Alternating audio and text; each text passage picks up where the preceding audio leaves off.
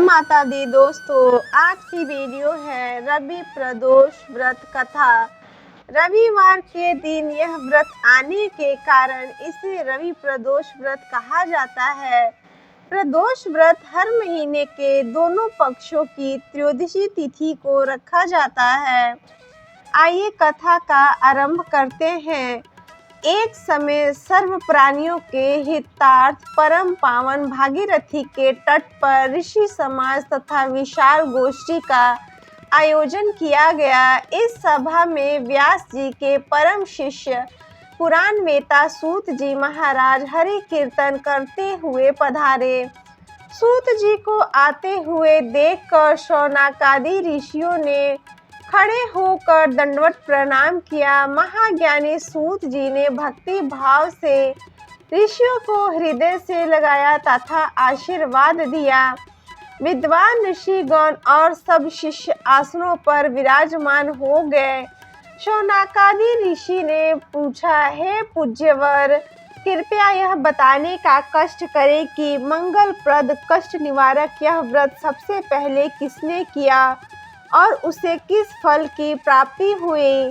सूत जी बोले, आप सभी शिव के परम भक्त हैं। आपकी भक्ति को देखकर मैं व्रती मनुष्यों की कथा कहता हूँ। कृपया आप सब ध्यान पूर्वक सुने।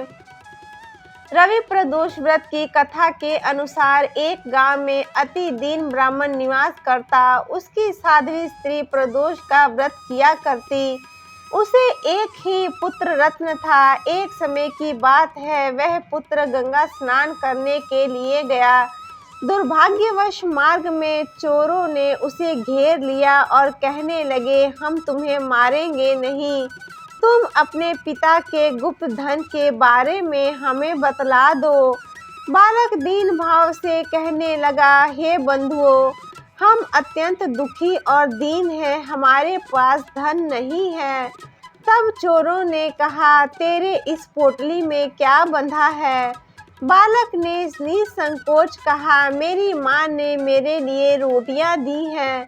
यह सुनकर चोरों ने अपने सभी साथियों से कहा, हे साथियों, यह बहुत ही दीन दुखी मनुष्य प्रतीत होता है, अतः हम किसी और को लूटेंगे। इतना कहकर चारों ने उस बालक को जाने दिया।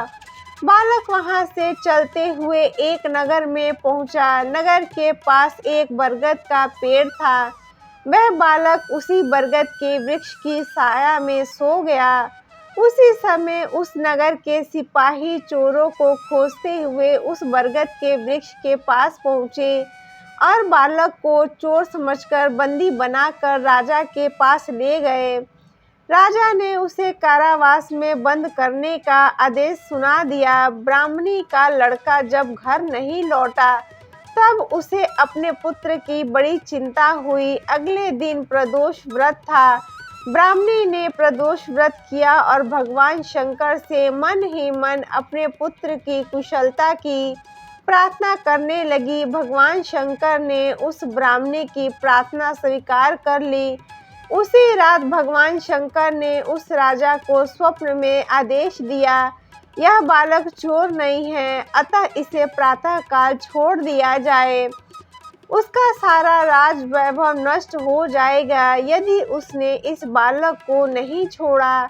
ऐसा आदेश भगवान शिव ने राजा को दिया। प्रातः काल राजा ने शिव जी की आज्ञा अनुसार उस बालक को कारावास से मुक्त कर दिया। बालक ने अपनी सारी कहानी राजा को सुनाई। सारा वृतांत सुनकर राजा ने अपने सिपाहियों को उस बालक के घर भेजा और उसके माता पिता को राज दरबार में बुलाया। उसके माता पिता बहुत ही भयभीत थे।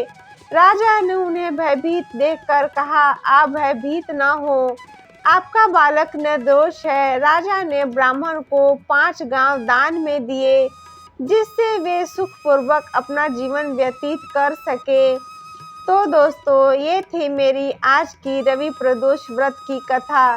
कथा अच्छी लगी हो तो मेरे चैनल को सब्सक्राइब कर दें और साथ में बेल आइकन प्रेस कर दें ताकि मैं कोई भी वीडियो अपलोड करूँ तो इसकी नोटिफिकेशन आप सबको मिल जाए।